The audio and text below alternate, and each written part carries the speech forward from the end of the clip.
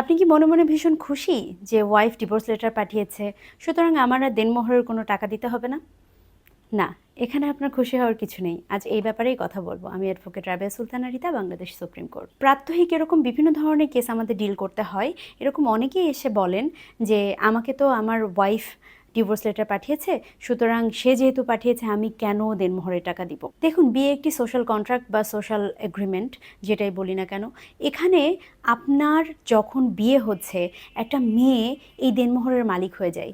কোনোভাবে আপনি এখান থেকে তাকে বিতাড়িত করতে পারবেন না, বা দেনমোহরের টাকা না দেওয়ার আপনার কোনো সুযোগ নেই। আমার কাছে এরকম যখন পুরুষ ক্লায়েন্টগুলো আসে, তখন আমি বরাবরই তাদেরকে একটা সাজেশনই দেই যে, যদি সম্ভব হয়, যেহেতু এই টাকাটা আপনার না দিয়ে কোনো উপায় নেই, যদি সম্ভব হয় তাহলে পারিবারিকভাবে বসে বা সামাজিকভাবে বসে টাকাটা একবারে দিতে না পারলেও কিস্তি করেও যদি হয়, তাহলে এটা আপনি দিয়ে শেষ করে ফেলেন। কারণ যদি আপনি এভাবে দিতে না চান, তাহলে ওই মহিলা তার রাইট এস্টাবলিশ করার জন্য বা অধিকার প্রতিষ্ঠিত করার জন্য কোর্টে আসবেন এবং কোর্টে এসে মামলা দিবেন। সেই ক্ষেত্রে আপনারও আসতে হবে। এটা একটা হ্যাসেল। শুধু শুধু এই হ্যাসেলগুলো না বাড়িয়ে আমি সবসময় সাজেস্ট করি যে, যদি কোনো রকম সুযোগ থাকে, আপনারা বাইরে বসেন, পারিবারিকভাবে বসেন, সামাজিকভাবে বসেন, বসে একবারে দিতে না পারলেও কিস্তি করে হলেও দেনমোহরের টাকাটা ওয়াইফকে পরিশোধ করে দেন।